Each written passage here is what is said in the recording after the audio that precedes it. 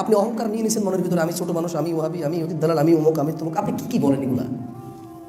অথচ আপনি একবার বলেন না যে আমার কথাটা কোন ইহুদি লিখছে। আমি রফিয়াত করি, আপনি আমাকে ইহুদির দালাল বলেন, কিন্তু আপনি বলেন না ইহুদি কোন ইহুদি লেখা লিখছে। আমি আমিন বলি, শুনে শুনে আপনি আমাকে ইহুদির দালাল বলেন, অথচ আপনি আজ পর্যন্ত বলেননি কোন ইহুদি লেখা লিখছে যার যে ইহুদির কথা আমি বলতেছি।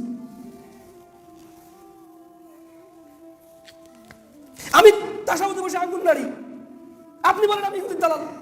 আজ পর্যন্ত আপনি বলেননি কোন ইহুদির কথা মতো আমি এটা করতেছি। ওই ইহুদির নাম বলেন যে ইহুদির কথা মতো আমি এটা করতেছি। মাদ্রাসা থেকে বের করে দেন, মসজিদ থেকে বের করে দেন, অথচ কোন ইহুদির কথা মতো করতেছি বললেন না আজ পর্যন্ত। আজ পর্যন্ত বললেন না। কোন নবী আপনাকে সালাতের পরে সম্মিলিত মুনাজাতের আদেশ দিয়ে গেছে? কোন নবী? তার নাম কি?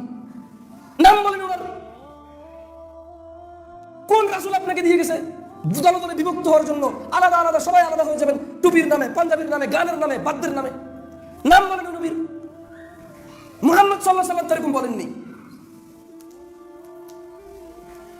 আপনি শুধু শুধু রাগ করেন। আমি বলি কোরআনে নাই, আপনি বলেন ইহুদির দালাল। আমি বলি আপনি যেটা করতেছেন আল্লাহ বলেন, আপনি বলেন ইহুদির দালাল। আরে আপনি বলবেন যে আল্লাহ বলছে, এরপর আপনি আমাকে কোরআন আয়াত দেখাবেন, ব্যাস। ইহুদির দালাল কেন বলবেন? আমি যদি কোনো কোরআনের আয়াত অস্বীকার করি তাহলে আমি হবো কি? কাফের। কি হবো? ইহুদির দালাল কেন হবো ভাই? ইহুদির দালাল কোরআনের সাথে ওর কাম কি? একটা ইহুদির কোরআনের সাথে কাজ কি? সে তো ইহুদি, সে তো আগে থেকে কোরআন অস্বীকার করেছে। আপনি বলেন ইহুদির দালাল কেন?